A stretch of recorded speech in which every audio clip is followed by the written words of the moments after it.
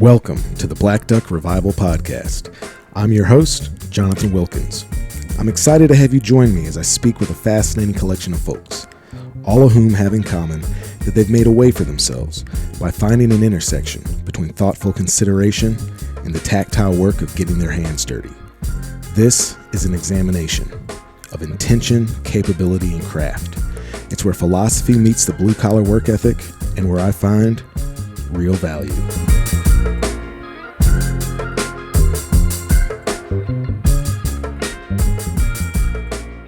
Hey folks, welcome back to the podcast. This week I'm joined by Blake Fisher. Blake Fisher is the creative director over at RNT Calls, located in Stuttgart, Arkansas. You might remember that one of the earlier podcasts featured John Stevens, the owner of RNT Calls, and pretty much if you've seen a picture of John Stevens in the last 15 years, 20 years, something like that, if you've seen a picture of a call that's come out of the RNT shop or the John Stevens Custom Calls shop, or you've watched any of the last 18 seasons of RNTV, you're familiar with Blake's work. He does all of the logoing, the photography, the videography for that brand.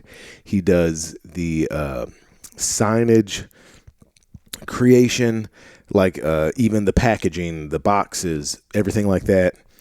Everything associated with the beer brand that they have there at the Flying Duck Tap Room.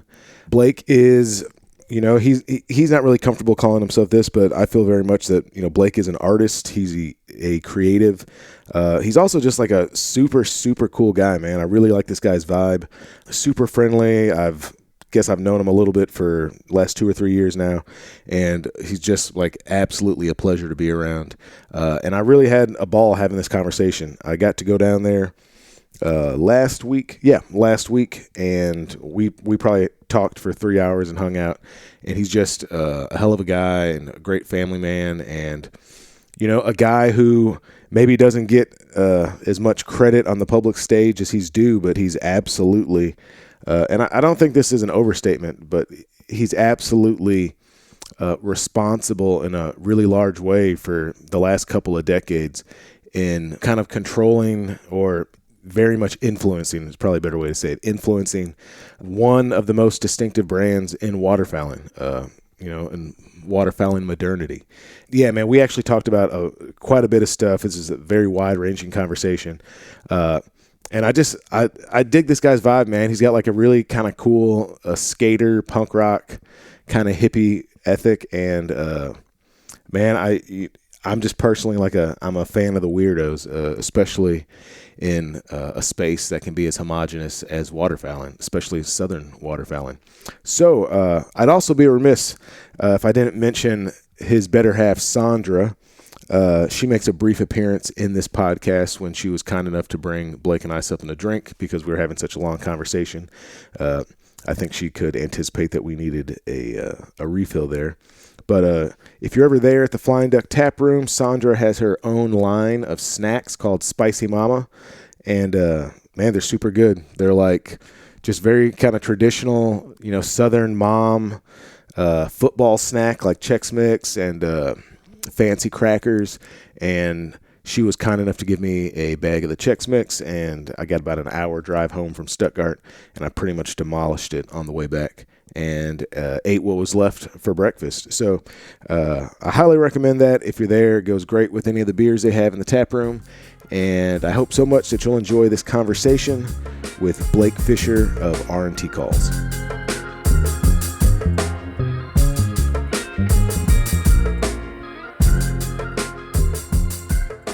Hey folks, welcome back to the podcast. I am here in Stuttgart, Arkansas, more specifically at RNT Calls. More specifically than that, I am in John Stevens' call shop. If you've ever been down here in the Flying Duck Tap Room, you've looked through the windows and seen him working in here.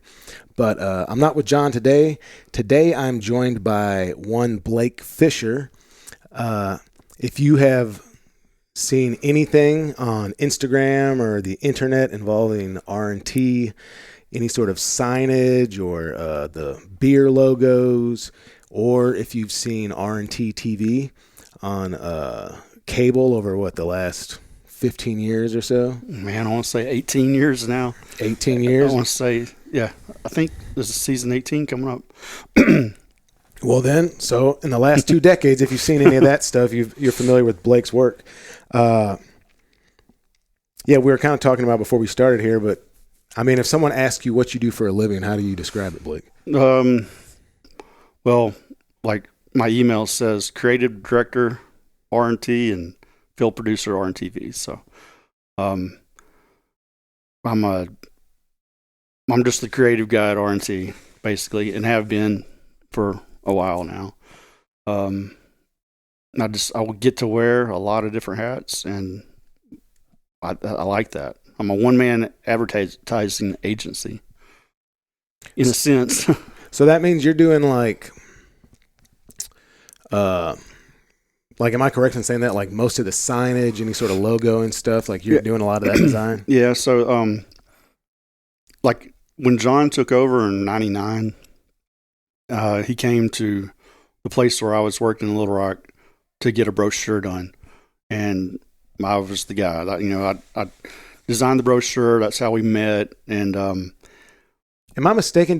We had talked about this before, but was Vino's Brew Pub involved in this? Well, it could have been, because I worked on 9th and Main, downtown Little Rock, okay, for a pre-pressed color house, and Vino's was our Wednesday after work hangout for like ever. Like I'm talking for a long time, every Wednesday. So, and usually more than once a week. So, yeah, I'm sure. I mean, John and I have had shared slices and beers at Vino's for sure, no doubt. But like everybody that I worked with, or other creatives that did work for or with in Little Rock, yeah, Wednesday at Vino's is our afternoon hang for sure. But yeah, it's going back to meeting John. So I did his first brochure that he ever did, and I've done everything since then. So we just kind of clicked. We hit it off, became real good friends real fast, and I continued to do freelance work for him for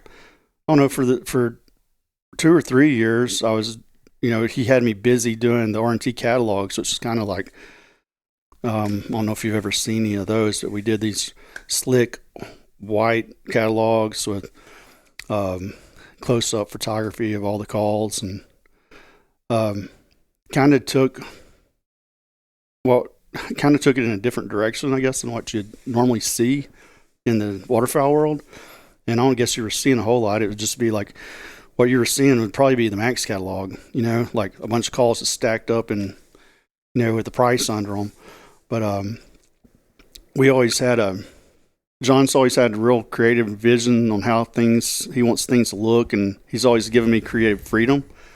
So we've always worked real well together, and I don't know, building the brand for the last 22 years. That's kind of what I take pride in. I've helped build this brand, this RNT brand, since 2000. And specifically like how it's perceived, kind of like the first look that people get at it. What are you from Arkansas originally? I am. I grew up like 90 miles west of here, in Hot Springs County. Okay. So Malvern, Hot Springs. I basically grew up close to the Ouachita River there at Rockport, and grew up, hunting and fishing, but not duck hunting at all. The only ducks we ever shot at were like on a slough off the Ouachita River, Yeah, that's not really duck country. No, it was. Yeah. So when I was still a big deer hunter when I met John, and once I started working for him full time, I didn't have time for that because I was, filming duck hunts or going on duck hunts. And my first duck I ever killed was the first road trip that I'd ever been on filming for RNT, and it was a blue wing teal in North Dakota. That was my very first duck I ever killed, and it was just because after the hunt they're like, "Hey, here's a shotgun. When we're picking up, if something flies by and you want to kill it, and there's your gun," and that's how that happened. So, yeah, duck hunting was not my thing, just because I didn't grow up doing that. When you first started working for RNT, were you already doing photography and videography, or were you mostly doing like print stuff and digital design, or what? The print stuff, digital design, graphic design stuff. I had taken a lot of photography classes, and I always kind of regretted the fact that, and I had a lot of photography friends because the way, I was worked with photographers, doing the graphic design stuff, and I always said, man, I wish I might have, pursued photography more, because I really like taking pictures. I like the whole process. I like, back then it was 35 millimeter medium format, and, the whole processing and printing. I did a lot of that in school, and I loved it. And one of my best friends, David Hale, he worked for our photography department, and he was constantly like processing film and making prints from medium format transparencies, and getting to go on photo shoots. And we had 4 photographers that he kind of was assistant for, so each one of them had their own niche. And I always was a little bit jealous because David got to do this cool stuff and go on shoots and go on location and do all that, and I was like, man, I wish I could have gone more in photography. And RNT has allowed me to do that. It's like at some point it's like I need pictures of all our calls. I need pictures of, so you get a camera and you start shooting. So it came back around that way for me.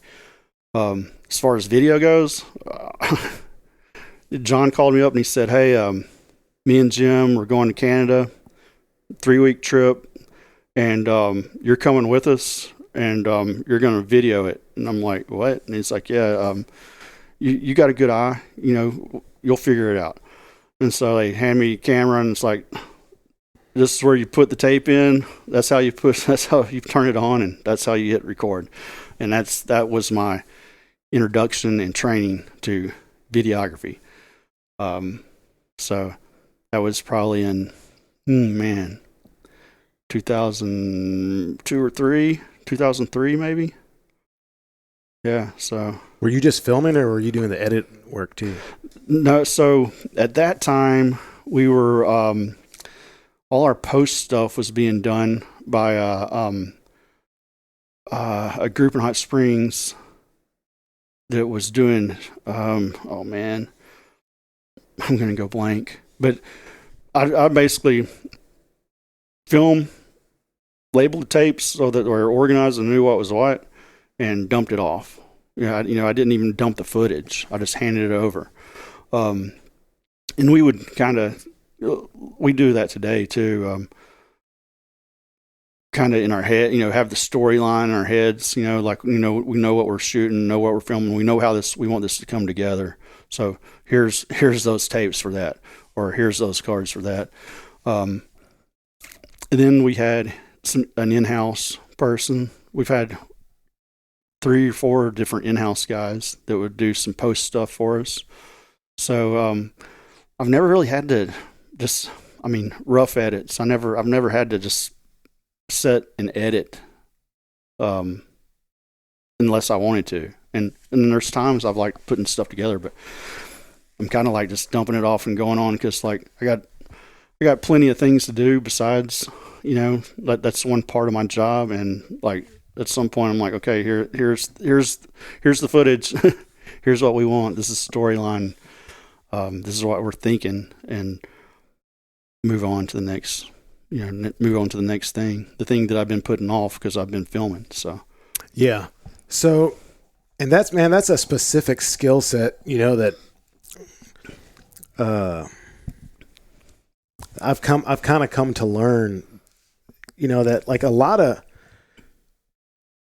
I don't know, and if I'm wrong in this, you tell me, but, cameras and, video cameras and all this stuff have gotten to a point to where like, you can get good footage, right? Like a lot of what makes something really cool in a film format, like that you want to watch, is because of the editing, right? Like that's why people get Oscars for it, because Right. it's so specific. But man, I mean, it seems tedious to me. It doesn't seem like anything I'd enjoy. Yeah, I mean, I like it. I like to edit. I don't do it enough that that's something that I want to do all the time. Mhm. I like. I mean, that's the one thing I love about my position here at RNT, and over the past 22 years is the fact that one day I'm designing a box, next day I'm shooting interviews for a TV show, and the next week I'm planning a trip to Kansas or Oklahoma to film. Be in the field filming, and then knowing that I got to come back and do, like T-shirt design, or I got ads that have to be put together. It's just like I get to wear all those different hats. And if I went somewhere else, I'd probably like do one of those things. Mm-hmm. I wouldn't be designing print or social ads, and then I don't know, or maybe I would. I don't think I would. Not the way I do it. I wouldn't be going on a road trip to film some bunch of dudes out killing stuff, and then come back and putting sleek ads together to try to sell products. I mean, Yeah, probably not, man. I used to think that, like I get it with social media. I think a lot of that stuff's kind of combined together now. You see more people like doing, well, I mean, if you look at your Instagram feed now, it's hard to find a picture. It's all reels or videos, Sure. and it kind of annoys me because I just want to see a picture. I just want to see a nice still frame. And but like those people who are taking still frames are now moving. They're editing short clips, and so there is an evolution there. And those same people can also make print ads and design cool graphics. But at one point I thought, and I've looked at it, it's like you're a photographer or you're a videographer, you're an editor, or you're a designer. You design boxes, you design T-shirts, and I was kind of like, I get to do all those things. But I don't know. Where were we going with all that? Well, Matt, do you? Because yeah, I mean, look, 30 or 40 or 50 years ago, right? Like there probably was a lot. Those lanes were a lot more regimented, right? Mm-hmm. Technology has gotten to a point to where there's overlap. There's also like an accessibility to stuff, like, I mean, hell, years ago when I was in high school, it had just kind of started getting to the point to where you could like work a summer job or something and get enough money to get like a digital 4-track, and you could get some microphones and you could record your own little album, Mm-hmm. And then you've seen what's happened with that the last 20 or 25 years or whatever, post that, to where, what's that cat? My wife's obsessed with him. Little Nas X, right? Yeah. Like that dude, got a $1 billion off of a song he made in his like big sister's closet. And it sounded fantastic because the technology had gotten to that point, and he was a kid, right? But I do wonder, so, you've been doing this for R&T, right? For like 20 years. You were doing this stuff professionally before that. Do you view yourself as, I heard you use the term creative, but I mean, are you thinking like a creative? Are you thinking a designer? Do you consider yourself an artist? Well, how do you really, and I know that's kind of weird because no one wants to sound egotistical, but like, how do you, and not that any of those terms I think invoke ego, but like, how do you see yourself? I mean, I don't know. I don't call myself a photographer. I mean, I love photography and I do a lot of it. And I mean, sometimes I get a great picture, but like, I don't label myself as a photographer. I don't label myself as a videographer. And I guess that's why I use creative because it kind of covers. It's more of a broader umbrella, I guess, to cover all those things. When I tell people I've been making my living since 1992, I've been being paid to use Adobe products, Photoshop, Illustrator, and like some people like there was Photoshop 92. Yeah, there's Photoshop 92. So I guess artist is kind of, I don't know if that's a title that I'm worthy of.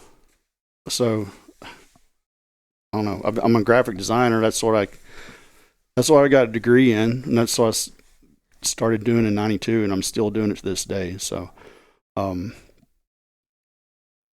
but I use the word creative just kind of encompass all the little things I get to do. So that is creative. You know what I mean?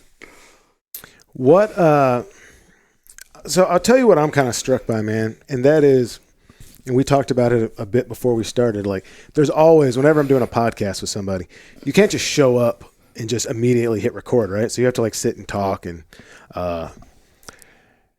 kind of just develop a rapport, right? But shoot, man, I totally just lost my train of thought. I was trying to explain something that might not have needed to be explained. But no, I know what I was thinking about. And this does come up in conversations that I have from time to time, because as far as like, waterfowling world, southern waterfowling, Arkansas waterfowling, right? Like there's different reasons why I kind of stand out or feel like that, I don't know, I'm different than the status quo or whatever, right? But I would think in this space too, like there's stuff about you that would kind of set you apart as well, right? So, I've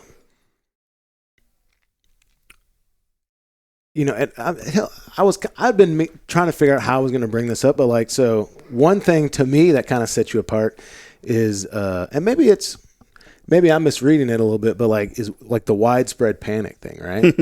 So, a lot of people probably wouldn't know this, but I used to listen to Widespread Panic quite a bit. Like when I was in high school, listening to jam bands I went to this all boys Catholic private high school, right? Mm-hmm. So listening to jam bands, that was like the way to be counterculture in my high school. Yeah. Right. Yeah. Like that was a way to like, stick it to the man and, be different or whatever, right? So that I was like late, like 97, 98. Yeah, I graduated high school in 2001. Yeah, so I was what was it? So say 99, 2000. That was some good years for some jam. Hey, bands. man. Yeah. I mean, we could go down the rabbit hole, man. Like Phil and Friends and Leftover Salmon and String Cheese Incident. I mean, I definitely Rat I saw. Dog. Yeah, I saw all that stuff, man. Like multiple times too. It was also the place where, you could buy like 2 for $5 a beat of beers when you were 16. So I'd like buy beers in the parking lot and veggie burritos and think it was like the greatest thing in the world. And I was driving around a 74 Volkswagen Beetle back then, man. And just really thought I was super counterculture, Yeah. And then I got to Arkansas and started hanging out with punk rock kids and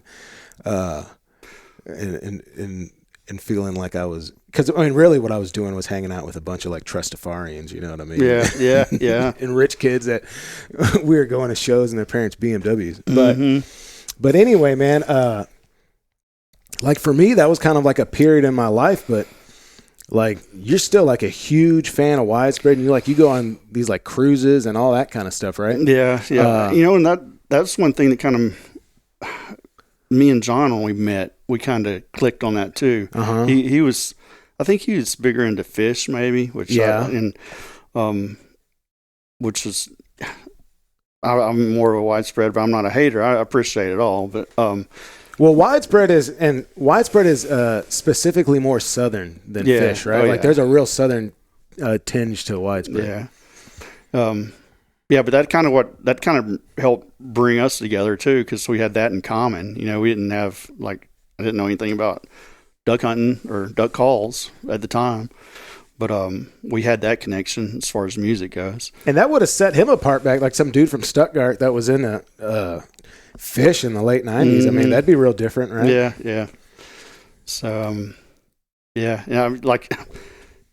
I had to put a number on how many shows I've seen, I'll just tell people like it's over 300. I mean, so I'm still I'm not obsessed with them. I mean, I don't even hardly listen to them unless I go see them live, but like I am looking forward to the next show. So that'll be Huntsville coming up next month, and it's 3 nights, and I'm taking, my wife, she's been my partner in crime, Wives for Panics, for a long time. Now we're taking Zoe, and we took her when she was little, but now she kind of like, she'll want to go, and she's like, I don't want to go 3 nights, I just want to go to one night. But I'm like, I'm buying you a ticket for every night because you'll want to go to the next 2 nights if you just go the first night. So and going on some of their Mexico stuff, that's kind of been a good getaway too. Well, and not to go too far into this jam band deal, but like that's those are like very immersive shows, right? Like they're long, hours and hours, and like they'll play, a lot of shows you go to, like, the folks that get up and play, they might play for 45 minutes or 50 minutes or whatever, but like, you can go to a 3 or 4 hour long show and just kind of have this like strange, lasting, undulating song that turns into all sorts of stuff. And like I said, I haven't been to a show in, hell, I don't know, 20 years or something. Those guys have got to be kind of old too by now, huh? They are. As a matter of fact, what's this today? I think tomorrow maybe, is JB's birthday. He's like, the front man there. I don't know how old he's going to be. I should know that. That's why I should send him a birthday card. That's why, man. If you know when his birthday is, man, you might be a little obsessed. But yeah, man. But that all to reference. Do you feel like you're bringing kind of like a unique perspective to the space, or am I misinterpreting any of that, or do you think that you see the world differently at all than like a lot of the folks you're interacting with, or not really? No, I've always been kind of the weirdo as far as the waterfowl, like anything waterfowl. Yeah. Like from the very beginning, like I'm the weird one, like I'm not like the other. So, like when we go somewhere or meet up with somebody, or be at, travel somewhere and be at someone's lodges, I was kind of like, yeah, that's just Blake. That's how I was labeled. Yeah. It is though. So you're saying like you grew up over there by Malvern, you grew up hunting, and I kind of feel like this too. Like, so obvious, like I said, obviously I stick out in a lot of spots, right? But I still have enough connections to, I don't know what you'd call it, like that good old boy sensibility, right? Like I've spent most of my life doing blue collar jobs, and a big chunk of my adult life's been like hunting and fishing and stuff. So there's still points of connections to where you can interact and like become friends and like not have such hard and fast walls between you and other people that you can't have like cool relationships with folks, right? Yeah. I'm the type too. I've never met a stranger. My wife would tell you that for sure. It's just like I'm going to meet somebody and be able to have a conversation about just about anything, or at least try to. And whether I like them or not, it's like if I meet somebody, I give them a chance. I may not ever talk to them again, but I've always been able to talk to people and never really met a stranger. I didn't mean to set myself as like being the weirdo that, I grew up in the outdoors. I just didn't know duck hunting. I didn't, or waterfowl, because I wasn't ever around it. So, I grew up in a household of a largemouth bass fisherman who was absolutely ate up with it, and still is to this day. My dad his birthday was Monday, and he turned 75, and he would be on the lake today catching crappie if the weather wouldn't have been bad. Like I'm talking hardcore tournament fisherman. So he turned fishing into work for me.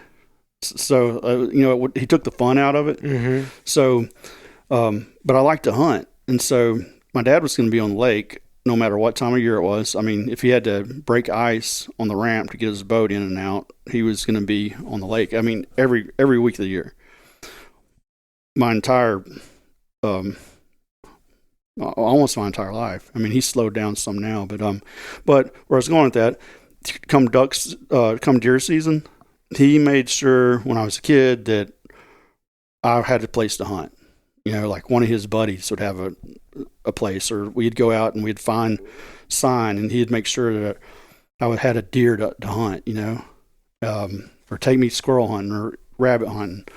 I had neighbors, I had bird dogs, and back when you could kill a quail in Arkansas when I was a kid, I'd always go quail hunting with my next door neighbor Gary, and make maxi balls for my muzzle loader, so my dad. What's a maxi ball? They weren't a round ball. They're the more like a bullet shape that had the grooves around it. Yeah. That's what we called them. Okay. Maybe there's a different name for them. That's back when you greased them up and put them on a patch, and it's not like it is today. It was like I had an old Hawkins 50 caliber muzzleloader that my dad bought me. So he always made sure I had shotgun and muzzleloader and a bow, whatever I needed for whatever season it was I could hunt. But he wasn't deer hunting? No, he was fishing. He was on the lake fishing, bass fishing. Like if he could catch a crappie, he'd catch a crappie. But he's going fish. He's going bass fishing.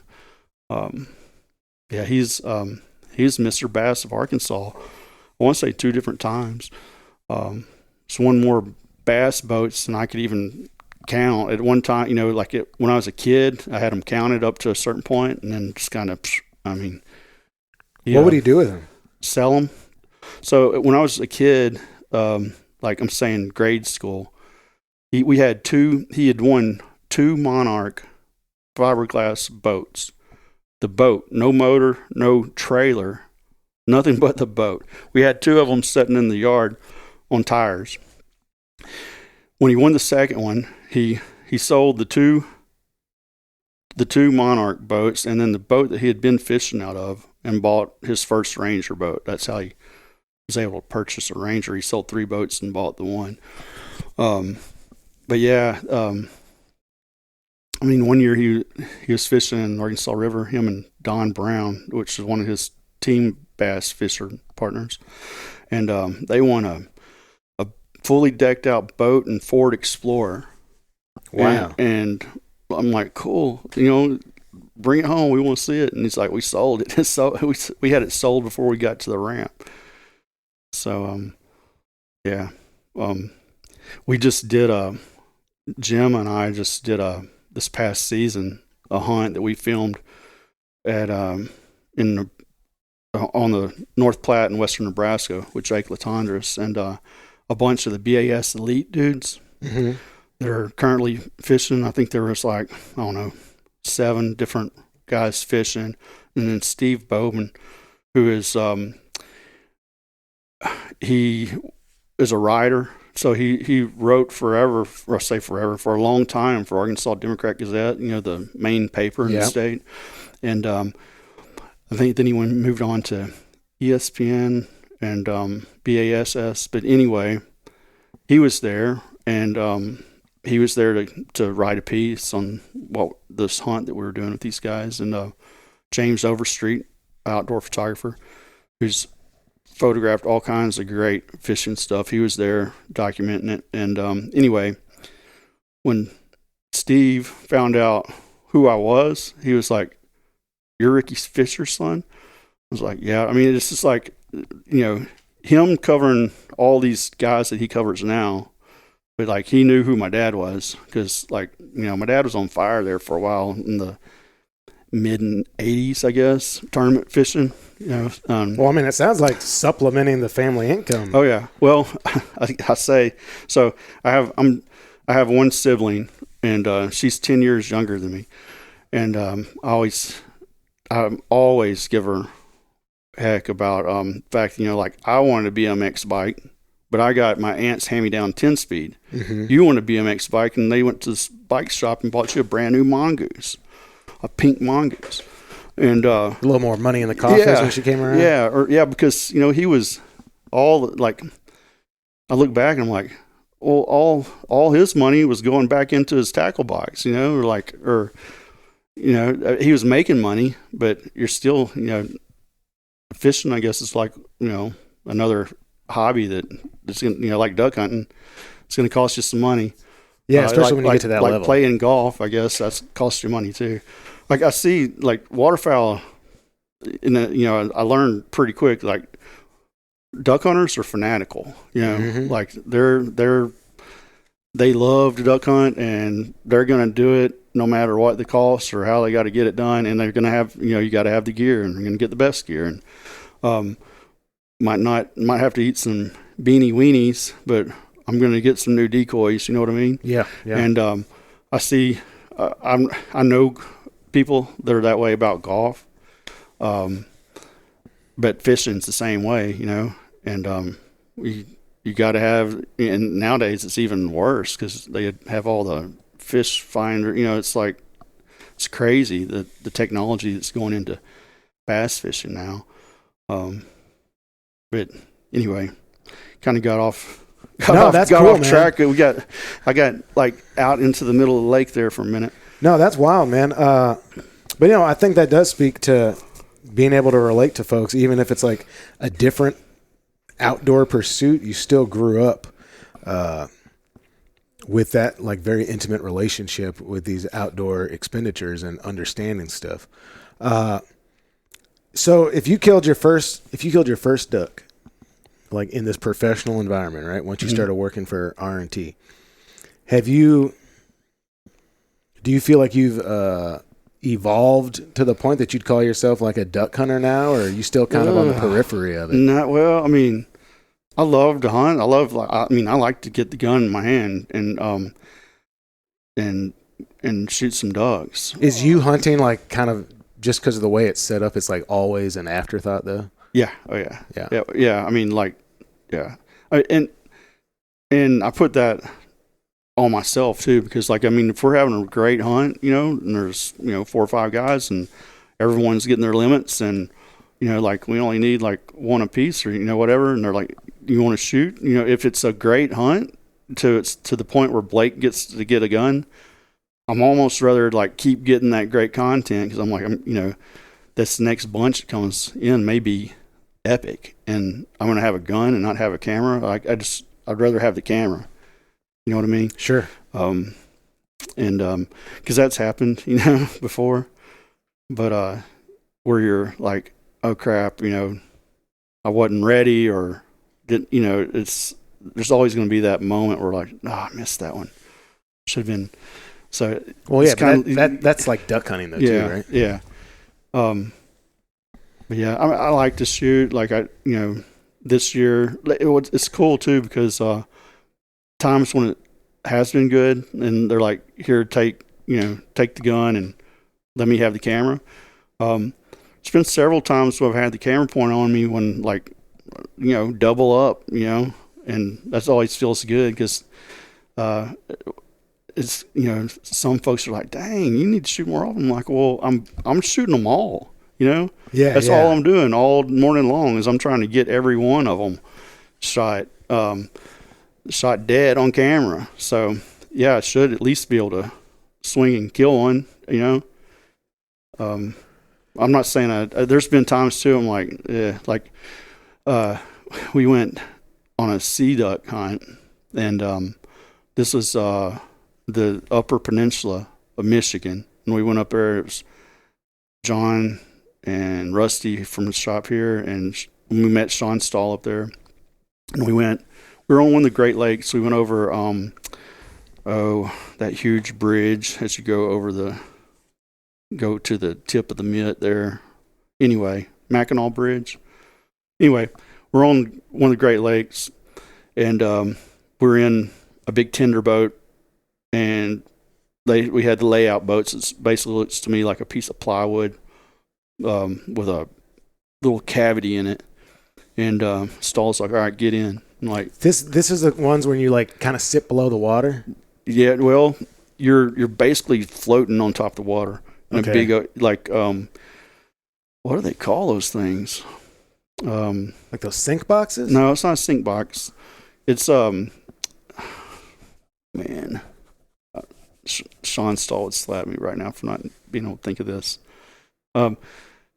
It's a floating blind, but they're wide and there's not much to them. I mean, it's like Like a trying to coffin get into blind? like a kayak. Okay, yeah. So kind of like a coffin blind or something. Yeah. And anyway, but I'm like, no. And he's like, no, get in there. You're shooting. I'm like shooting. I'm filming. He's like, no, you're shooting. Get in. I'm like, I quit arguing with him. So you climb out of this perfectly good boat that's 5 foot off of 3 foot waves. It's like it's going and like. Mm-hmm. I got on more clothes than I should have because I figured I was going to be in this boat. Anyway, laying on my back in this blind and trying to shoot sea ducks that are super fast, coming crazy, and I cussed more than I shot, but I had shot a whole box of shells and killed like maybe 3 and missed some great opportunities to, but I'm like, what am I doing here? Like I'm supposed to, who's filming? Y'all aren't filming me. Who's filming? I guess they were filming me. I don't even know. They probably did make a TV show. They all start to run together now. But anyway, that was another time that I hunted and didn't shoot well at all. I haven't shot great every time. Yeah, man. That's part of the game. Yeah. Like I had a hunt this past year. It was and we were filming it actually, and like that's probably part of the reason why it went so bad. Yeah. I mean, and Camera curse. I missed and missed and missed, and then I switched guns and I missed and missed, and then my buddy gave me his 10 gauge and I missed with that, and I was like, I'm done. Yeah. And I sat there and counted up. I'm not even gonna say how many shells I shot and didn't get anything, but sometimes like you just don't have it. Yeah. And it's that's all right too, man. Like sometimes you're not supposed to. What the frustrating part about that though is when you're the camera guy, and you're like, would someone please kill a duck? I mean, like when you see them whiff, and you have, it's like I had that Drake full frame, wingtip to wingtip, and y'all didn't cut a feather. I got it flew in and it flew out, and I got it all on camera. Or worse yet, and Jim Ronquist, well, he's one of the world's worst at this. Keep his gun hanging on the tree, or better yet, not have his gun hanging on the tree even loaded. When like Jim, when are you going to shoot? Or are you just going to call him? You think that's because he cares more about calling them than he does about shooting them? Sometimes. Can you blow a duck call at this point? No, I'm just going to say no. I used to try to work at it. I used to get Butch to like, all right, show me some stuff, and I'd do what he told me to do, and I'd practice on that. Then I'd go back to the back of the shop here, and I'd say, hey Rusty, how's this sound? He'd be like, man, no. I'm like, Butch just told me to do this. He's like, no, man, put that call in your pocket. Or he'd tell me to do something totally different than what Butch said. Sure, yeah. And then I'd maybe be in my truck and, driving, practicing, whatever, and think that I was okay. And I said, hey, John, why don't you listen to me? And John's like, man, you just need to stick to camera. So I'm like, why even try? Why do I even try? I'm like, I'm hunting with the world's best duck callers. Legitimately. So and not just like anecdotally, like yeah. One competition's considered some of the best duck callers in the world. Yeah. And it's not like I'm going to jump on my call and help call while I'm filming. Like some folks, I mean, like we've been on those trips and Jim's like, oh, so-and-so is going to be there and he's going to help. He's going to run an extra camera. and knowing in my mind, like, okay, yeah, that's going to last for like 5 minutes, and then he's going to be blowing a call or shooting his gun, or worse yet, going to try to do all three at the same time, run a camera, blow his call, and shoot him. So, I mean, in that case, you're better just pick one or call him and shoot him, but don't try to film. You're not doing me any favor by adding that much more footage that's not even any good. So, yeah, I don't duck call.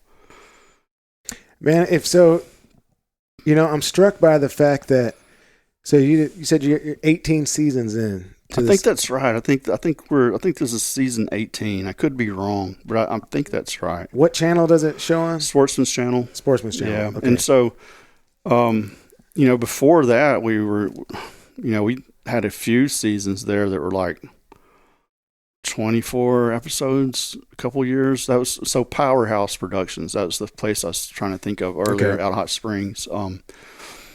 But yeah, I'm pretty sure it's 18. I mean, at some point, it's all ran together for me. Like, I honestly, like, I can tell you what shows we did for this past season that are coming up and what we did the year before, most of them, maybe.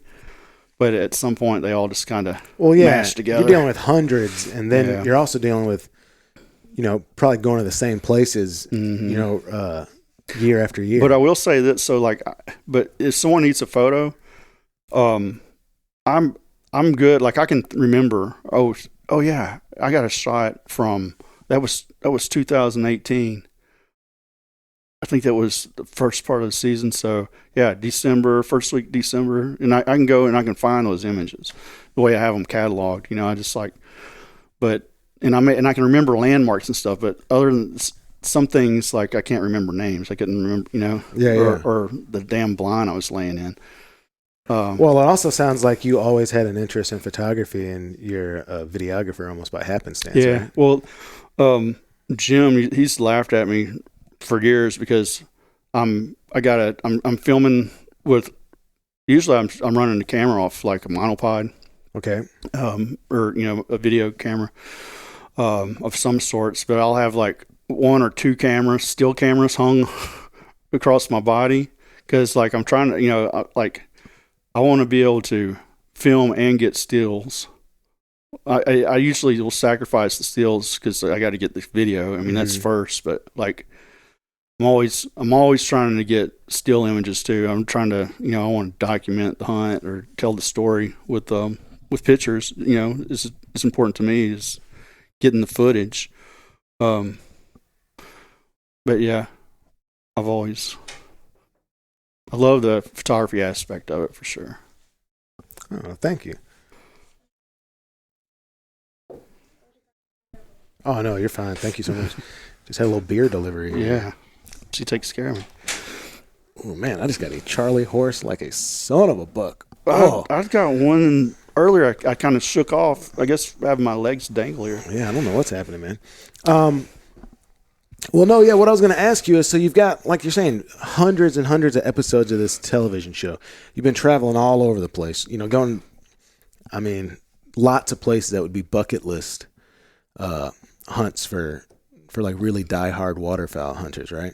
And in a real variety of settings, right? So I'm sure you've been Canada plenty of times, right? You've been all over the South. You've been and every one of these places is gonna have like a distinct kind of waterfowling culture, style, species they're targeting, right? Is there, like, what are the ones that you're always looking forward to go into, or that you just, for whatever reason, you find them particularly beautiful, or there's something really special about it that like maintains a point of prominence in your mind? Oh man, I don't know. I've got to go to some really cool places. It's hard to maybe pinpoint. It is and it isn't really. So like for years, Jim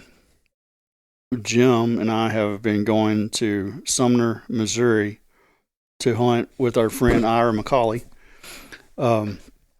Not at Habitat Flats. I mean, we kind of, we were doing that when they first started out. I mean, at one point I had a whole wing to Habitat Flats that I could stay in when they were first starting out. But Sumner, I think we tried to figure out how many years in a row. I think it was 13 years we've been going there. At least we'll make at least one stop there a season to hunt with Ira and his brother Aaron.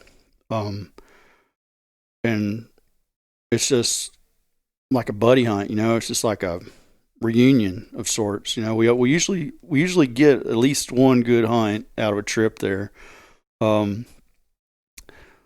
Moist soil or flooded corn. They have some timber stuff. It's not like Arkansas timber. But just that hunt there is always the camaraderie, the food, just the fellowship, I guess you'd say. It's you're going to see your buddy and hang out with your buddy. It's not like and trying to get and Ira's always wanting to make sure we can get the best footage. I mean, he was always coming out with these crazy new products. So it's like, let's try to get, we got to try to kill him in this new Freedom chair, or whatever prototype, the Flare chair, whatever prototype product, he's always, let's try to get this, let's try to get that. But there's those places that we go where, whether or not the hunting's going to be good, it's going to be a good time. Yeah. Sumner is definitely one of those places. We go there now and it's like, I know I'm going to see, the people who are there year round, or, I'm going to see, familiar faces because you've been going there for so long. That's a trip I look forward to every year. I used to look forward to, I can't wait to get in the river bottoms here at home. I don't know if I can say that anymore. I hate to say that I can't say that because it's gotten to be so getting hard, man. Yeah, because the pressure and the competition and getting to the spot, and or having people so close to you, or just getting away from folks. And I guess you can blame all that on technology, where used to people. Now people have no fear. They got their mobile map in their hand. You can go anywhere. You can see where you're going or where you've been. You don't have to worry about getting turned around or lost. Where before, you better have a good compass or GPS. Or have your waypoint smart. Make sure nobody in the boat had GPS on them, so they can't mark your spots. You're talking about before Google scouting and all before, that stuff, so, I mean, and I don't know, hunting here at home, I mean, there's some places here, there's, it's like, if I had to pick all the places I've been, probably still pick right here, in Arkansas, flooded timber. I mean, honestly, I really like getting out to the North Platte. It's just a whole different, it's just a whole change of scenery. It's like cowboy country. It looks like John Wayne's going to roll up on a horseback and flip a cigarette at you and say, this is my hole. You got to go. Yeah, move on, Pilgrim. Yeah. Warm water sloughs and just the landscape is so cool. Yeah, that's something I would like to do, man. Hunting that skinny water up there. Mm-hmm. Just from the stuff I've seen, it seems like some really wild stuff. I did get to hunt. I had a cool, fun little hunt in Utah this past season. And it was weird, man. It was like 8,000 feet of elevation. It was this little skinny water coming off of a hot spring, right? Yeah. Like we were post-holing through snow to get to it. It was 4 degrees, and we're sitting there, and I'm looking at a herd of elk up on the side of this mountain. I'm looking at moose, like cow moose, a cow and a calf moose over here. And then there's mallards landing right down in front of us. And it's just like you said, man, just such a wild change of scenery. Mm-hmm. I like going to those places where you can see all those different animal, critters. Yeah. It's like redneck safari. You know, like when you can say, "Ooh, I saw a pronghorn, I saw a mule deer, and I saw a elk and a freaking badger." I mean, we like going to Canada. You know, it's like you're just like, let's just start making a checklist of what we're going to see or what we want to see. You know. Well, and it takes you out of your little bubble, right? Like Stuttgart is a place that, you know, there's not a ton of people that live in Stuttgart, right? And everything around here is flat. Like we were just talking about that because there was like a big thunderstorm today, man. Like there's lots of roads that are flooded. Like I came through England, man, and like just the main roads in England are like 2.5 feet of water, like some of them, right? Yeah. But yeah, it's as I've started to travel, it's weird just to see the difference in topography. Or I remember one time I was in Alaska salmon fishing, and I was talking to this guy, and I don't know where he was from. This was a time in my life when like anybody that was from like north and west of here was like it all blended together. Like Montana, North Dakota, like I couldn't tell the difference, right? But this guy told me he had never seen a possum before, and I was like, never seen a possum. And like there weren't possums where that guy was from, and it never even occurred to me that there was a place without possums. Yeah, right. But this dude had never seen one except on television or like a cartoon version of it. But I bet he'd seen a wolverine. Right. Yeah, or see porcupines. You know, like we see skunks. Yeah. There's no porcupines here. Yeah, man, the world, hell, just this country is such a big, strange place. Like, and the fact that this is, I mean, really, if you think about it, if you went over to Europe, all these states would be different countries, you know, and this is all one place. Yeah. And it can be so varied. And yeah, you've seen a ton of it just driving around in a car, right? Oh yeah. Yeah. I've spent some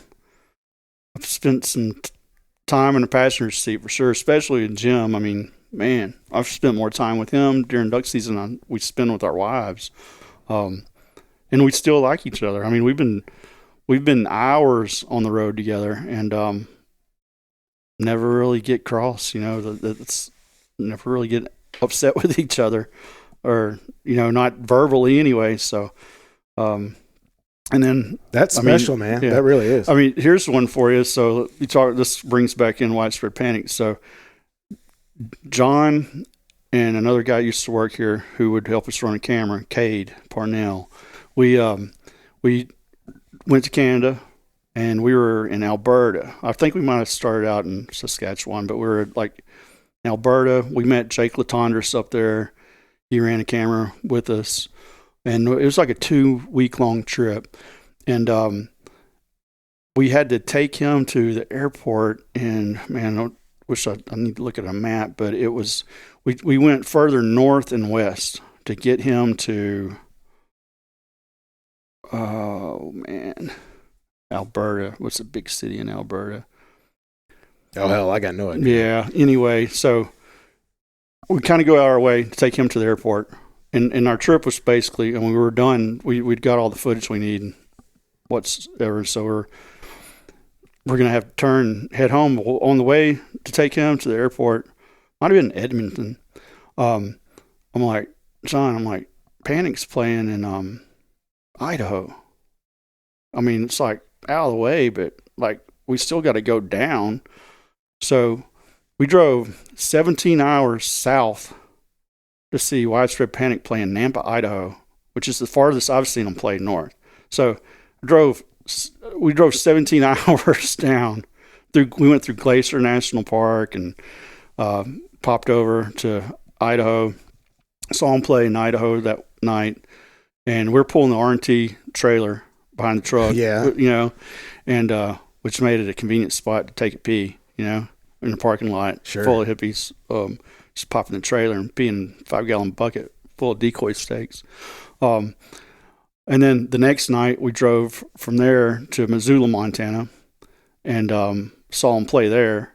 Stayed with some friends that had moved up there from Arkansas, and so then we left Missoula, and we're like, crap, we're so close to Yellowstone.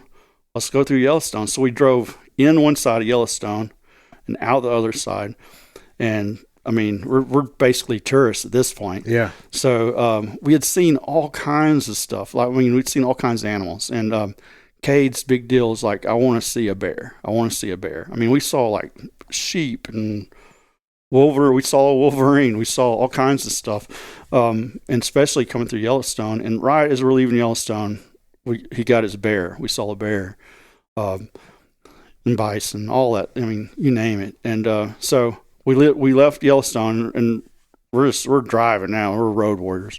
We drove over to Rushmore, Mount Rushmore. I mean, I say over. It wasn't like it was just, I mean, it took us all day to get over to, what's the Badlands? Yeah. Saw Mount Rushmore, and I'm like, this is a great family vacation I'm having with my boss, you know? Like, we should have been home like 3 days ago, but we took in 2 panic shows, and now we're just sightseeing America. But yeah, that was a good one. Well, man, that was a road trip for sure. You know, man, like, as I've kind of entered this space professionally, I'd say like I almost always end up liking the like photographers and stuff more. Like, it's not that I don't like the other folks, man, but I think I'd just kind of that idea of like seeing the world through like your creative lens. I think I identify with that a little bit more. I also really like the juxtaposition, because a lot of people that are in those roles are like kind of weird, right? Have histories that are like more aligned with me. Yeah. You know, have tattoos that aren't like affliction based or whatever, right? Or like spent time in bands or whatever it might be. But man, I do think that having like that variance in experiences and going different places and just kind of enjoying like the transmogrifying force of going through different places and experiencing different things, like that's going to inform you creatively, right? Like you're making your world bigger, and you're making you're making your creative pool bigger, right? Yeah. So then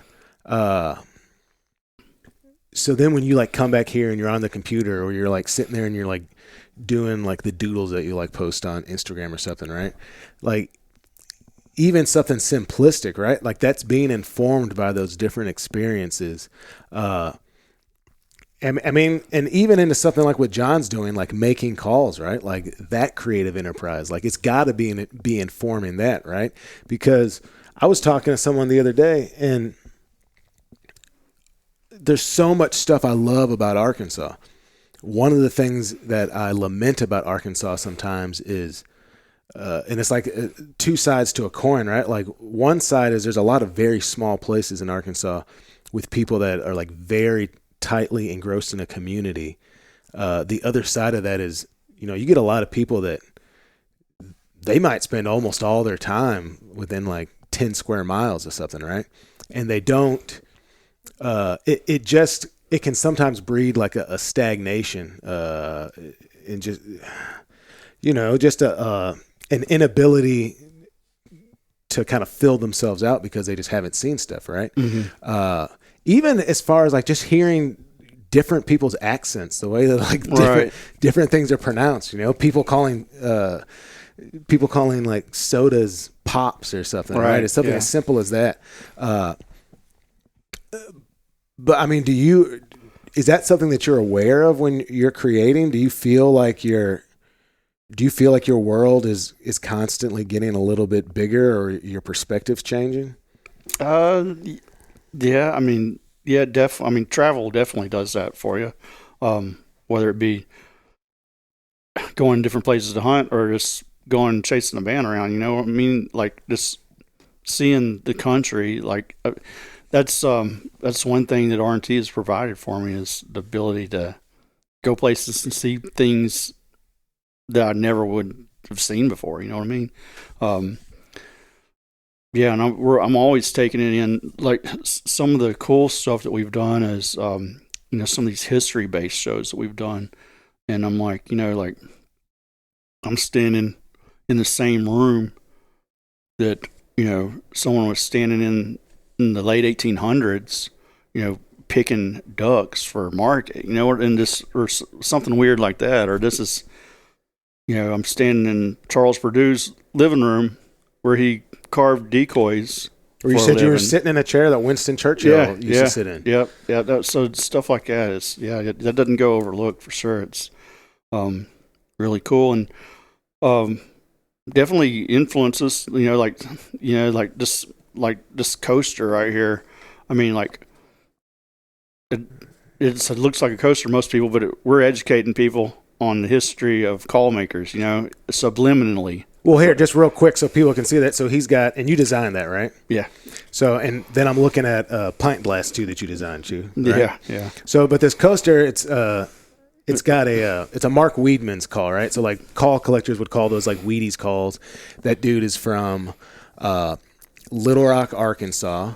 The town that I live in, and he was, as I understand it, there were people that were turning calls out of acrylic before Mark Weedman, but Mark Weedman is the first person that started like laminating and stacking different colors of acrylic and turning those. So you get all these like really cool, like lollipop looking colors and stuff. And he was doing this, what, in 60s? In the 40s. 40s? Okay. Yeah, way 40s, before. 50s. And those Wheaties calls, I mean, they go for big money right now. We were talking about Cloud Jacobs, man. His dad's got a handful of them. Yeah, they do have a nice Wheaties collection. Yeah, he's got him and his dad have a cool call collection. But man, even more than just traveling physically to something I really keyed in on, just like following your Instagram, and we talked about it again before we started recording, but like your vinyl collection, right? So that's something I really dug. Is like, one, you're a serious vinyl collector, but it's not. Maybe at first glance I would have expected it to, be a bunch of like old Grateful Dead stuff, or all like, Till the Medicine Takes or whatever, right? But it's any and everything, man. Like we were talking about it. You brought up MF Doom, rest in peace, MF Doom. Mm-hmm. You referenced Kid Cudi, right? Like, yeah. This is. It's the complete opposite of stagnation, which I think is fascinating to have an intersect of that and that mindset and that kind of stylistic interpretation of stuff, blending with something like duck calls that in many ways is so rooted in like history and tradition. And like, when you talk to people that are like really passionate about it, like when you talk to John about it, or you talk to Raggio, you're going to hear words like legacy and tradition and all of this stuff, right? Like what gets evoked is this kind of pastoral image, like old tobacco stained woods and all that, right? But then you juxtapose that with Kid Cudi, right? Or like or like even beyond Kid Cudi, like MF Doom. Yeah. Like I'd say if you went up to 100 folks that say they like hip hop and you brought up MF Doom, I'm like, a lot of them wouldn't know who he was, right? Yeah. Or we were talking about. You even said to me, you said I said something about LP, who's a hip hop producer and a MC who's like kind of gained prominence lately with his band Run the Jewels. Run the Jewels, right, with Killer Mike out of Atlanta. And the first thing you said, man, oh man, they're coming with Big Boy up to Bentonville, right? So you're like plugged into that. And I think that's fascinating that is intersecting so much with the public eye of a brand that, like, when did Butch start RNT? Back in the 70s? Yeah, 76. Yeah, so we're talking like 50 years. Yeah. A 50-year continuum with a company that's, I mean, I think you could probably fairly argue that, like, one of the most influential entities in duck hunting for the last 50 years, as far as like, I think so. I'd like to think so. I mean, dude, I would think definitely as far as the prominence, the relationship with like callers, like we said, man, like John Stevens is legitimately, I think people could reference him and say he's one of the best duck callers of the last 50 years, right? Yeah. I'd tell John, I'm like, he can pick up any call, whether it's a metal reed or whatever, and make it sound amazing, you know. And I've always joked, I said, you could pick up a dog turd and make it sound like a duck. Yeah, he's got it, man. Yeah. If it was an old hard one, like white one, he might could spin it into a call, right? Don't give me ideas. That's the duck call idea. Someone should make a duck call that looks like a dog turd. Dog turd. One of these collectors would buy it. Yeah. It might be worth $1 million one day. I could market that. Dude, hey, Yeah. we might take this out and I Buy might try this and do piece of something. shit. Well, man, do you have anything that you're like specifically excited about coming up in this next year? Ooh, well, yeah, it's this. Well, obviously, Callapalooza's coming up, and that's got us extremely busy. I mean, it keeps you busy. There's just so many little pieces to it, and we're adding some new stuff to it this year that should be really cool. A blind cooking contest. Like the judging's blind or the cooking's blind? No, like how you would cook on like a flat top in a duck blind. Oh, okay. Yeah. We're making a competition out of that. And that's something that just came to us in a blind this year. Jim and I were hunting with our friends in central Missouri, Gypsy Camp, and they were cooking on the flat top. It was kind of slow, so what do? You if you got food, cook it. Mm-hmm. And we were like, man, this could be kind of cool if we like had like a duck blind cook-off kind of deal. And so from that conversation, we're making it happen this year at Callapalooza. And then a calling contest that's going to be different than anything that's been done that I know of. An actual cut down contest where the participants have to cut the call. Really? Yeah, so they're all given the same insert that they have to cut, and they have a certain amount of time to do it in. Is it like a Mondo insert or something? Yeah, it's I think it's maybe based on the D2. Yeah, old. But that's not my area not your of. realm, yeah. But I think that like it's all been done. Jim and John would be the guys there, but it could be pretty cool because there's a lot of these dudes that call themselves that make cuts and cut people's calls for them, and it's an invite only kind of deal. So it's kind of like put your money where your mouth is. Cut a call and blow a routine with it. That's cool. I'm pretty excited about seeing how that goes down and the cooking thing. I know by the time Callapalooza gets here, I'll be ready to pull my beard out. And then this coming fall, with Jim not being here to be a part of RNTV, just kind of looking forward to see what how we all come together to take up that slack. Like I said earlier, it's like we won't be filling his shoes because can't fill his shoes. Jim's never met a stranger, and like he's a personality that can't be replaced really. But we're going to California to do a trip, which is we've talked about for years, doing a West Coast hunt, and that's going to come to light this fall. You guys have never been out there? Never. We never, not for a TV show. No. Never have. Are you going to go hunt with Corey? I think that's the plan. Man, I actually, when I was in California, I went in over to the Tangle Free office or warehouse, man, and in Oakland. And hung out with him for, what was it? It's close to Oakland, isn't it? It's kind of by Sacramento.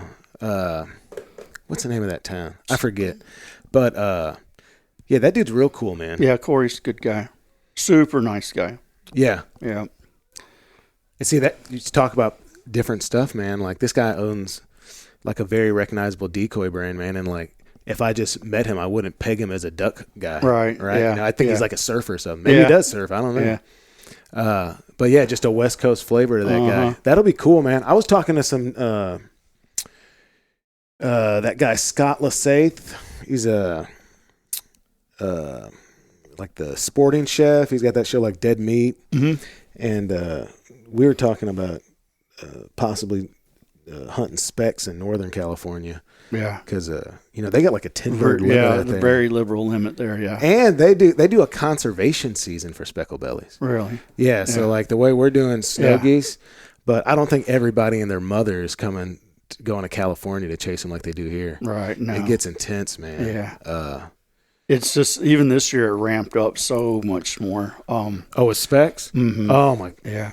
Dude, yeah, it's some of that had to do with the weather too, because we were so dry to start out with. Some people didn't even mess with trying to, public wise, you didn't have a whole lot of options. Mm-hmm. But yeah, like having the tap room here now, you're like you sit there, like you become busier sooner and stay busier later, for the duck season, and that's because of goose hunters, speck and snow goose. It's like you kind of think everything's just going to kind of die down after January, but like even this year, it's like, man, there's still a lot of people in town. Probably all the way till about beginning of March. Yeah, that's wild, man. You really do probably get to keep your finger on the pulse of waterfowling, like especially here, man, because you got people coming from all over the world that are coming through these doors, right?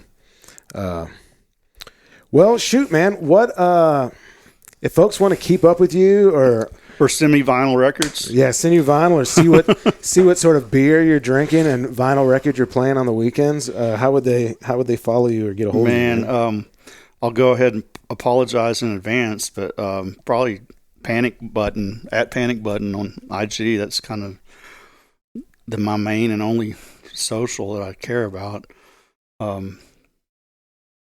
Yeah. Panic Button. Some people don't even know my name. They just call me Panic.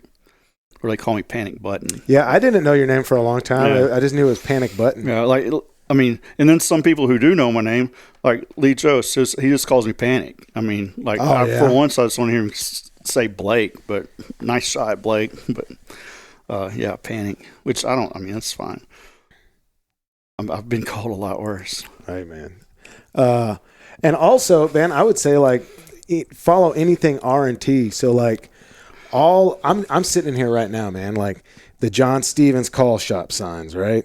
The pint glasses, the coasters, right? Like the box designs for RNT.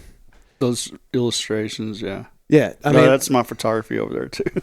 He does have a lot of my stuff in here. Yeah, man, you're doing everything, man. Like your aesthetic and your influence is like all over this place. I've always joked about the fact that like I make trash for a living, because forever, that's what I did. Like all my stuff was print media, everything. I make packaging, or I make catalogs, or I make whatever paper product that someone's going to get and throw away. But maybe not so much a call box. People tend to keep those, but still at some point it's going to hit a landfill somewhere. Yeah. Well, hell, you've had people like tattoo your designs on them, haven't you? I had, yeah. I'm like, people ask, hey, I'm like, if you want to put it on you, then go ahead. Like I have one tattoo,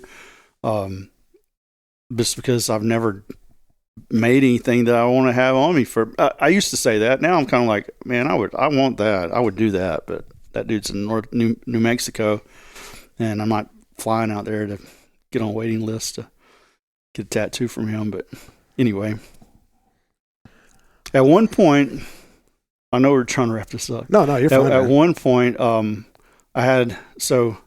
worked with a guy for 10 years when I was the designer at this color house, and he had moved on and bought a tattoo shop in Little Rock, and he didn't even have any tattoos. There was a tattoo on Main Street down by the Army surplus store. So Robert would walk down there and just at lunch and just watch and check it out. And he was a talented artist, airbrusher. And he got interested. He's like, man, I don't see my future here, but I'm going to figure out what I'm going to do. Well, he bought a little tattoo shop, that turned into 7th Street Tattoo. Oh yeah. Which is, and right, he was always on me. He's like, man, you need to come and apprentice, and just like let us teach you how to tattoo. And at the time, this is like early 2000. This is about the same time John's got me super busy. Sure. And I'm like, like I'm kind of I'm happy doing what I'm doing, and I'm busy and I don't know when I'd have time. And I look back and and then tattoos just blew up. Yeah. But I was like, man, maybe I should have at least put that skill in my hat, like some of this other stuff I do. Hell, if you wanted to, I guarantee you could get an apprenticeship someplace, man. You could pick it up. I could probably still get one with Robert.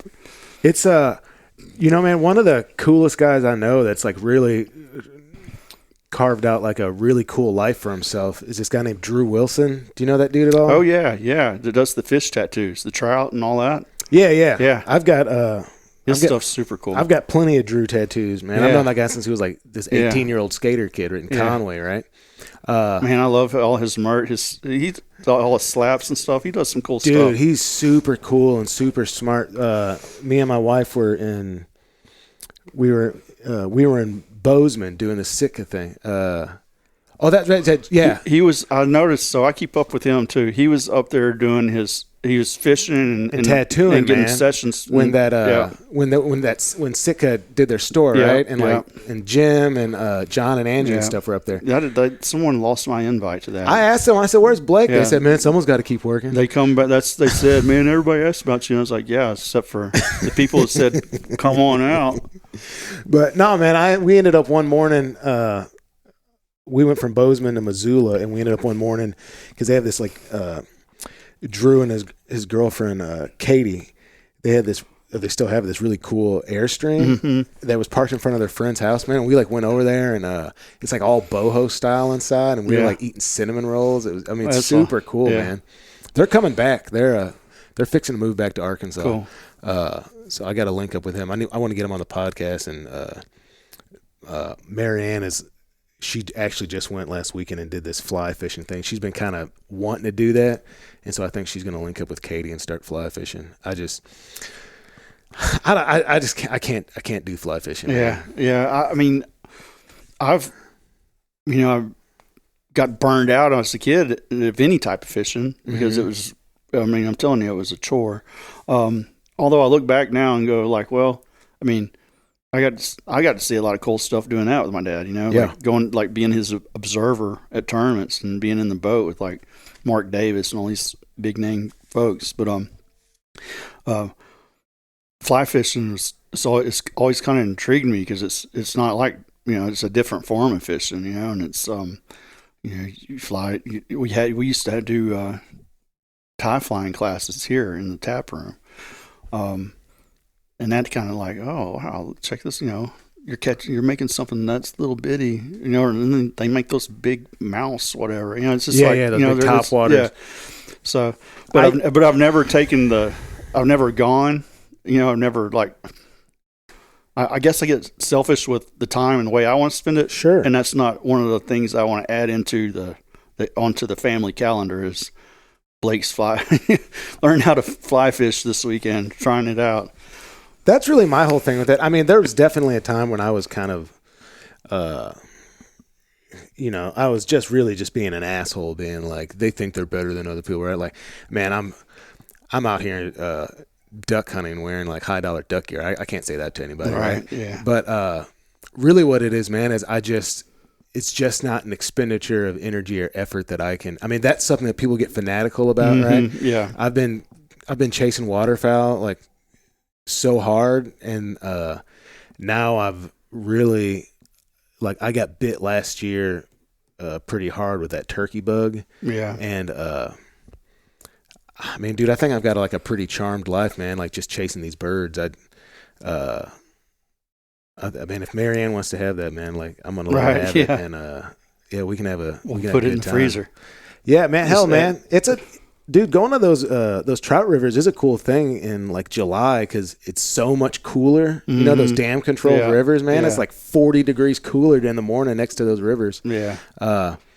So, and it's pretty stuff, man. I just that might be something I just need to watch the kids and let. I would like to photograph some. I'd like to take some pictures. Go on some fly fishing trips just to try to document it. You know what I mean? I think that'd be cool because you see all these great pictures of. Oh yeah, it's beautiful stuff, man. Like, man, I want to try to get some of those shots. Dude, I should when he gets back, man. I'll introduce you to Drew, man. You guys would like each other, man. And yeah, come because we're definitely gonna go hang out with them and fish, dude. He's got this new. I promise we're gonna wrap this up, but he's got this new like YouTube show he's working real hard on called Fishing for Tattoos, where he like takes somebody fly fishing, and then whatever they catch, he tattoos on them. Oh, cool. That would be a cool thing, man. But anyway, yeah. So Panic Button on Instagram. Anything RNT call related, you're going to see Blake's work, and RNTV. It's RNTV. RNT-V. I mean, and you can find that on the Sportsman's channel, which is, I mean, it's on Direct and Dish, and you can stream it on MOTV. Mm-hmm. It's a paid subscription, but and that will show. It should show up to last season, and that's like you could binge that if you wanted to. I mean, you can watch me go from not so fat to fatter to short beard to gray hair, beard no hair. Probably. I mean, I'm sure I'll pop up every now and then on there. Yeah, we didn't even talk about that, man. Like your beard is probably a very recognizable feature people have seen. Yeah, man, it makes my beard look like I'm an insurance salesman or something, man.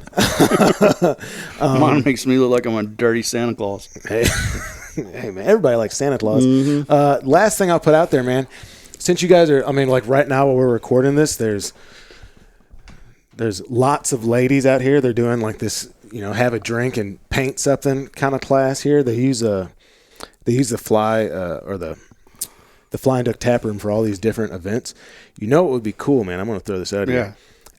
We're always looking for something. Dude, you should do an art show here sometime. Yeah, well, that'd be cool. Like pick out your favorite stuff from over the years, man, and like do some prints, man, and do like an art show of your stuff. Well, John's been after me. I mean, when we were building the storefront here, he was like, man, you want a wall where you can just hang and sell some of your prints? And I'm like, I just never have done it. I don't know.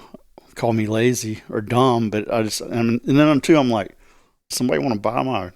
I guess they would. I mean, hell yeah, they'd buy, man. Yeah, I mean, there are some things like I think they sell that print of some of John's collection. It's sold up there, but yeah, I mean, yeah, but that would be cool. I mean, maybe to have. I mean, don't you have a bunch of like screened band posters in your house? I have portfolios full. That was one of them. I haven't bought any gig posters. Well, yeah, I don't do it like I used to, but I have tubes and portfolios full of posters, but I have hardly anything framed hanging on the wall. Yeah. I mean, I don't know why. Well, because it's expensive to frame artwork. Yeah, it is. But besides that I've always collected something, and posters are one of them for a while, but yeah, records have definitely taken over anything else. Well, man, I keep looking at this John Stevens deal, man. Like, if you did just anything that you did, man, and you did some of those cool, like good quality acid-free paper, man, like multicolor screens, and just like, numbered them and signed them, people would be all about that. That'd be cool to have in a duck camp. Yeah. I'd get one and put it up in Black Duck, man. All right. Might come with something. I have all these ideas in my head. I just don't ever get them out or put them don't ever put them into action, I guess. Like these, Yeah, dude, I was thinking about that, man. Yeah. And that would look awesome, man, because that's totally like Woodstock inspired, right? Is it not? Or yeah, that's what it evokes to me, man. So, I want to do this whole series of hand gestures with different species of ducks or waterfowl. Yeah. Kind of emoji, I guess, inspired, and maybe like a few craft beers inspired. But I'll show you. I mean, nobody wants to hear me talk about something they can't see, but yeah. I like your idea of that art show, though. No, that'd be Maybe awesome, not man. just me. I mean, just leave mine hanging so people can buy it, but like maybe have some other people's stuff. No, man, you've gotten to the point you could have your own show here, man. Like, and people would be into it, and yeah, man, I definitely think you've earned it, man. Can I have these stickers? Yeah, yeah, those are yours. Sweet, man. All right, well, yeah, Blake, thanks so much, man. I really appreciate it. Yeah, man, thanks for having me. This is my first podcast ever, I think. Pretty sure I've turned a lot of people down, but Oh well, hey, man, I'm glad you said yes. Yeah, all right, bud. Thanks for having me. Yeah, see you all next time. Thank you so much for listening to this episode of the Black Duck Revival podcast. As always, it's produced by me, Jonathan Wilkins, and Brian Sachs. Next week will be the start of my Western U.S. turkey tour. That's going to see me spending about a week or so in California at a couple different locations, then moving on up to Oregon and some different locations there. Be hunting wine country, Northern California, the Central Valley in Oregon, hopefully Eastern Oregon as well, doing a combination of public and private land hunts, a lot of them with my good buddy Jimmy from Hunters of Color, which is a fantastic nonprofit. If you haven't checked them out, please do. After that, I'll be making my way over to Missoula, Montana, where I will be participating in some roundtable discussions with the likes of Hunters of Color, Rue Mapp from Outdoor Afro, and then I'll also be giving a waterfowl seminar there at the Backcountry Hunters and Anglers Rendezvous. So if you're in the area, please stop by.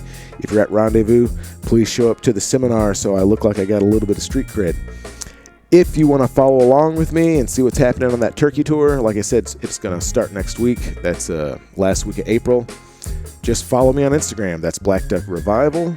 Or you can follow me over at the website, and that's going to be blackduckrevival.com.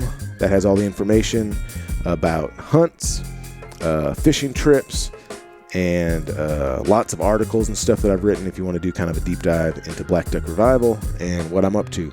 Also, today, I just saw that Sitka Gear just released an article, a turkey hunting article that I wrote for them. And if you'd like to check that out, all you got to do is go over to the Sitka Gear website and click on the Experiences tab. And I think it's the top story right now. If you have any comments, questions, feel free to send me an email at blackduckrevival@gmail.com or send me a DM over there on Instagram. Sometimes my social media DM box can be kind of a black hole, so it might take me a few days to get back to you, but I almost always respond. So anyway, thanks so much for listening to the podcast. Until next time.